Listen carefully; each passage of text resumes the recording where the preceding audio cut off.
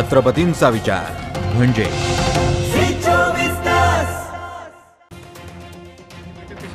आज सर्वप्रथम मी केंद्रीय गृहमंत्री अमित शाह साहेबांना धन्यवाद देतो.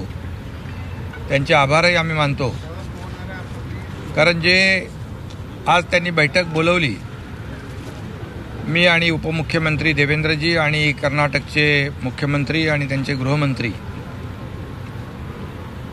आणि या जो काही गेल्या काही दिवसामध्ये कर्नाटक आणि महाराष्ट्र यामध्ये जे काही घटना होत होत्या, या पार्श्वभूमीवर महाराष्ट्रातल्या जनतेला त्रास होऊ नये, त्याचबरोबर मराठी भाषेचा सन्मान आणि मराठी माणसांवर कुठलाही अन्याय होऊ नये, अशा प्रकारची भूमिका राज्य सरकारची आमची होती. आणि गृहमंत्री महोदयांनी देखील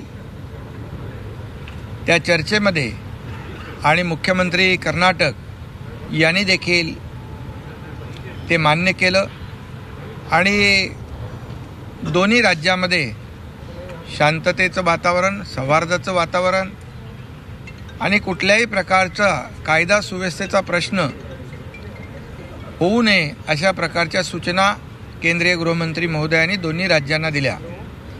आणि त्यांनी त्यांच्या मगाशी आपल्यासमोर मांडलेल्या भूमिकेमधून हे स्पष्ट झालेलं आहे. आणि म्हणून 3 मंत्री जे आहेत त्यांची कमिटी गठीत होईल आणि जे काही मुद्दे आम्ही मांडले, मराठी शाळा असतील, मराठी भाषा असतील, मराठी भाषा असेल, मराठी माणसांवर कार्यक्रम असतील, त्यांचे कुठल्याही प्रकारचा अन्याय होऊ नये, होता कामा नये, अशा प्रकारची भूमिका आम्ही स्पष्टपणे त्या ठिकाणी मांडलेली आहे. आणि सर्वोच्च न्यायालयामध्ये हे प्रकरण आहे, त्याचा कुठेही अवमान होऊ नये याची काळजी दोन्ही राज्यांनी घेतली पाहिजे, अशी भूमिका देखील केंद्रीय गृहमंत्र्यांनी घेतली आहे. आणि ते कर्नाटकच्या मुख्यमंत्र्यांनी देखील मान्य केलेली आहे. आणि आम्ही काही ट्विटरच्या बद्दल, काही त्यांच्या स्टेटमेंटच्या बद्दल मी आणि उपमुख्यमंत्री महोदयांनी त्यांच्याशी चर्चाही केली कर्नाटकच्या मुख्यमंत्र्यांच्या बरोबर. त्यांनी त्याच्यावर स्पष्टपणे सांगितलं की हे माझं स्टेटमेंट नाही आहे, हे ट्विटर हँडल माझंच नाही आहे आणि अशा प्रकारचं कुठलं स्टेटमेंट केलं नाही. म्हणून केंद्रीय गृहमंत्र्यांनी देखील स्पष्टपणे ही बाब या ठिकाणी मांडलेली आहे. आणि कुणीतरी याच्यामध्ये आगीत तेल ओतण्याचं काम करतं आहे. आणि म्हणून मराठी माणूस जो आहे, मराठी भाषिक आहेत, आपल्या त्यांच्या भावनांशी खेळण्याचा कुणी प्रयत्नही करू नये. शेवटी सगळ्यांनी मिळून एकजुटीने हे जे काही हा विषय आहे त्याच्या पाठीशी आपण सगळे महाराष्ट्रातले सर्व लोक आहेत. आणि माझंही निवेदन सगळ्यांना आहे की यामध्ये आपण सगळ्यांनी मिळून कुठलेही पक्षीय भेद न ठेवता, पक्षीय राजकारण न करता मराठी माणसाच्या पाठीशी खंबीरपणे उभं राहिलं पाहिजे. त्यांना जास्तीत जास्त आपल्याला काय मदत करता येईल, सहकार्य करता येईल, हे तर सरकार करणारच आहे. आणि म्हणून आजची जी काय बैठक झालेली आहे अतिशय सकारात्मक बैठक आहे. आणि यापुढे अशा प्रकारचे जी काही घटना आहेत त्या होणार नाहीत. आणि दोन्ही राज्यातली जनता जी आहे, नागरिक आहेत, त्यांना कुठलाही त्रास होणार नाही याची काळजी आम्ही घेणार आहोत. एक मुख्यमंत्री महोदयांनी एक अजून महत्त्वाचा विषय त्या ठिकाणी मांडला की आमचे जे 2 मंत्री जाणार होते त्यावेळेस त्यांच्याकडनं जे पत्र पाठवण्यात आलं त्या संदर्भातली नाराजी माननीय मुख्यमंत्र्यांनी व्यक्त केली. त्याच्यावर कर्नाटकच्या मुख्यमंत्र्यांनी सांगितलं की आमच्याकडे कोणालाही येण्या जाण्याकरता मनाई नाही आहे. त्यावेळी आमच्या जो इनपुट्स होते की त्याचं भांडवल करून काहीतरी त्या ठिकाणी कायदा आणि सुव्यवस्थेची परिस्थिती निर्माण होणार आहे आणि म्हणून आम्ही अशा प्रकारचं पत्र पाठवलं होतं. भविष्यात आम्हीच मंत्र्यांना निमंत्रित देखील करू आणि कोणाच्याही येण्या जाण्यावर त्या ठिकाणी कुठलीही बंदी नाही, असं अतिशय स्पष्ट त्यांनी केलं. आणि त्यांनी हे सांगितलं की मी स्वतः हे तिथले जे कन्नड चॅनल्स आहेत त्यांच्यामध्ये देखील मी अशा प्रकारचं स्टेटमेंट दिलेलं आहे की बाबा कोणालाही आम्ही अडवण्याचं कारण नाही आहे. त्यावेळी काही लोक कायदा आणि सुव्यवस्थेची स्थिती निर्माण करू इच्छित होते म्हणून आम्ही हे पत्र पाठवलं होतं. कन्नड संघटनेसंदर्भामध्ये काय चर्चा झाली का? कन्नड वेदिके रक्षक या संघटनेमध्ये काय चर्चा झाली का? कारण धमक्या वारंवार त्यांनी असं सांगितलेलं आहे की काही संघटना, आता स्पेसिफिक नाव घेऊन नाही सांगितलं, पण त्यांनी सांगितलं आहे की त्यांच्या इकडे लक्षात आलं आहे की काही स्पेसिफिक संघटना या जाणीवपूर्वक कायदा आणि सुव्यवस्था तयार झाला पाहिजे, बसेसवर अटॅक करणं, काळं फासणं अशा प्रकारे करतायत, त्यांच्यावर त्यांनी कायदेशीर कारवाई करण्याचं त्या ठिकाणी घोषित केलं आहे. आम्ही देखील त्यांना सांगितलं आहे की आमच्याकडे आम्ही कोणालाही असं करू दिलं नाही. ज्यावेळेस तिथे आमच्या गाड्यांवर अटॅक झाला त्यावेळेस इकडेही काही लोकांची ती मानसिकता होती, पण आम्ही त्यांना समजवलं आणि आवश्यकता पडली तर कारवाई केली की आपण एका देशात राहतोय, त्याच्यामुळे अशा प्रकारे त्याच्यावर होऊ नये. त्यांनी ते मान्य केलेलं आहे आणि त्यांनी सांगितलं आहे की अशा प्रकारे जर कोणी करत असेल तर त्याच्यावर आम्ही कारवाई करू आणि त्यांनी ते आयडेंटिफाय देखील केलं आहे. सर, कायदा सुव्यवस्थेचा प्रश्न निर्माण करण्यासाठी एक IPS अधिकाऱ्याची नेमणूक केली जाणार आहे. यापूर्वी बेळगाव आणि सीमा भागामध्ये ज्यावेळा मराठी अधिकारी होते ते कर्नाटक राज्य सरकारच्या प्रेशरमध्ये काम करायचे, तिथं मराठी माणसांवर अत्याचार होतच होते. आता जो IPS अधिकारी नेमले जातील त्याबाबत काय आचारसंहिता नेमकी असणार आहे? आणि सर त्याच्यामध्ये काही केसेस जे दाखल केलेले आहेत ते पण काही मागे घेतली जाते. एकच यातला महत्त्वाचा विषय काय आहे की पहिल्यांदा केंद्र सरकारने हस्तक्षेप केला आहे आणि केंद्र सरकारने दोन्ही राज्यांना एकत्रित बोलवलेलं आहे. त्याच्यामुळे आत्ता ही जी 3 मंत्र्यांची समिती केली आहे ती याच विषयांकरता केलेली आहे, कारण दोन्ही राज्यांनी आपली भूमिका कुठेही कमी केलेली नाही. आम्ही पण आपली भूमिका मागे घेतलेली नाही. जी भूमिका आमची सुप्रीम कोर्टमध्ये आहे त्या भूमिकेने सुप्रीम कोर्टमध्ये आम्ही लढणारच आहोत. परंतु सुप्रीम कोर्टाचा निर्णय येतपर्यंत ही जी काही परिस्थिती निर्माण होते, मग कधी त्या ठिकाणी केसेस लावल्या जातात, कधी त्या ठिकाणी मराठीचा विषय येतो, कधी शाळा बंद करण्याचा विषय येतो, अशा सगळ्या विषयांमध्ये ही जी 3 मंत्र्यांची समिती आहे ही समिती या विषयाच्या खालपर्यंत जाईल आणि यातनं मार्ग काढेल आणि आवश्यकता असली तर केंद्र सरकारही त्याच्यामध्ये आम्हाला मदत करेल. हा देखील एक महत्त्वाचा विषय आहे.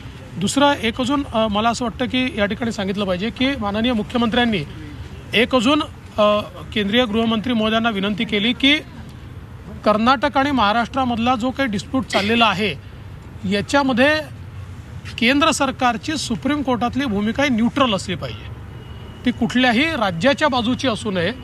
आणि तेही त्यांनी मान्य केलं की केंद्र सरकार याच्यामध्ये फॅसिलिटेट करेल, कुठल्याही राज्याच्या बाजूची भूमिका ही केंद्र सरकार घेणार नाही. कारण मागच्या काळामध्ये एकदा कर्नाटकने आरोप केला होता की महाराष्ट्राच्या बाजूने केली. आता एक 4-5 वर्षापूर्वी 6 वर्षापूर्वी मला असं वाटतं की आपल्याकडे असं हे झाला होता की 14 साली काहीतरी एक केंद्राने ॲफिडेव्हिट केला आहे जे कर्नाटकला फायदा देणार आहे. त्यामुळे आम्ही हे सांगितलं की असं या 2 राज्यांचा डिस्प्यूट आहे, त्याच्यामध्ये कोणाची बाजू न घेता न्यायाची बाजू ही केंद्र सरकारची असली पाहिजे. ट्विटरवरून जे वक्तव्य केलं गेलं तर ते पूर्णपणे चुकीचं होतं का? कर्नाटकच्या मुख्यमंत्र्यांचं हे वक्तव्य कर्नाटकच्या मुख्यमंत्र्यांनी स्पष्टपणे सांगितलं ते हँडल माझं नाही, ते हँडल माझ्या नावाने चुकीचं चाललं आहे, ते ब्लॉक करण्याकरता ऑलरेडी मी पत्र दिलेलं आहे आणि त्यांच्यावर फौजदारी कारवाई पण केली. तसा बाईट दिलेला आहे त्यांनी कन्नड मीडियाला, त्यात जो असे तसा बाईट नाही, तसा नाही. त्यांनी तेही क्लिअर केलं, त्यांनी हेही क्लिअर केलं. ते म्हणाले की माझे कुठलेही बाईट तुम्ही तपासून पहा, मी कुठेही इन्फ्लेमेटरी बाईट्स दिलेले नाहीत. साथ क्या स्टेप्स लिए गए और खास करके ट्विटर को लेके जो बात हुई उस पे क्या कहेंगे? शिंदे सर, इसमें एक सवाल हिंदी में बहुत पुराना है, अचानक ऐसा क्या हो गया कि इतना गंभीर हो गया और केंद्र को हस्तक्षेप करना पड़ा? नहीं, पहली बात तो मैं केंद्रीय गृह मंत्री जी अमित शाह साहब को धन्यवाद देना चाहता हूं, क्योंकि उन्होंने पहली बार केंद्र सरकार ने इसमें हस्तक्षेप किया है, इसकी गंभीरता को समझ लिया है और इसीलिए दोनों मुख्यमंत्री, उप मुख्यमंत्री और अन्य वरिष्ठ लोगों को यहाँ बुलाया है.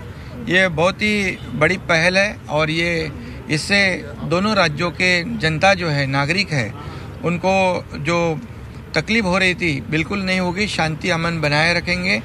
और जो चर्चा हुई है उसमें जब सुप्रीम कोर्ट में ये मामला है, ये मामला सुप्रीम कोर्ट में प्रलंबित है और तब तक कोई भी राज्य ऐसा कोई कदम नहीं उठाएगा कि दोनों राज्यों के जनता को तकलीफ हो. हम लोगों ने भी हमारी भूमिका पूरी तरह जो सुप्रीम कोर्ट में रखी है उस पर कायम हम लोग ने रहे हैं और हमने पूरी तरह हमारी भूमिका गृह मंत्री जी के सामने विशद की है और कहा है कि मराठी भाषा जो है उसका सम्मान होना चाहिए. मराठी मानुष जो है, वहाँ के नागरिक है, उनके ऊपर किसी भी तरह का अन्याय ना हो. मराठी स्कूल हो, मराठी बोर्ड हो या जो भी है, किसी भी तरह की तकलीफ उन्हें ना हो और कर्नाटक के मुख्यमंत्री जी ने भी वही आश्वासन दिया है कि किसी भी तरह की तकलीफ कानून व्यवस्था नहीं बिगड़ेगी। हम भी महाराष्ट्र की जनता को संभालेंगे और किसी भी तरह की उनको तकलीफ ना हो इसकी पूरी कोशिश जिम्मेदारी हमारी है। महाराष्ट्र एकीकरण समितीचा एक मेळावा होतो 19 तारखेला, त्याला राज्य सरकारचे कोणी प्रतिनिधी जाणार आहेत का? कारण निमंत्रण दिलेलं आहे मुख्यमंत्र्यांना। फेक ट्विटर का जब भी हम लोगों ने पूछा कि आपके जो बयान, आपके स्टेटमेंट जो आ रहे हैं उससे वैसे नहीं आनी चाहिए, बोले हमारी बिल्कुल, मेरा स्टेटमेंट भी नहीं, मेरा हैंडल भी नहीं है। और उसके ऊपर एफआईआर करने वाले केंद्रीय गृह मंत्री जी के सामने वो बात रखी है और गृह मंत्री जी ने भी उन्होंने कहा है अभी थोड़ी देर पहले। और इसीलिए जो लोग ऐसे मामलों में कुछ कानून व्यवस्था बिगाड़ने की कोशिश कर रहे हैं उनके ऊपर एफआईआर किया जाएगा, कानूनी कार्रवाई की जाएगी, क्योंकि ये जनता का मामला है, ये कानून व्यवस्था का मामला है। और इसीलिए दोनों राज्यों ने तय कर लिया है, केंद्रीय गृह मंत्री जी ने सुझाव रखा है, उन्होंने सूचना की है कि दोनों राज्यों के 3-3 मंत्री, एक कमेटी गठित होगी, एक आईपीएस ऑफिसर होगा, उसकी कमेटी होगी, ताकि कोई भी कानून व्यवस्था ना बिगड़े और छोटे छोटे जो मुद्दे हैं उसमें चर्चा होकर उसमें एकमत हो जाए और नागरिकों को तकलीफ ना हो। सर, मराठी देखील प्रश्न आहे, 19 तारखेला महामेळावा होतोय, त्याला राज्य सरकार प्रतिनिधी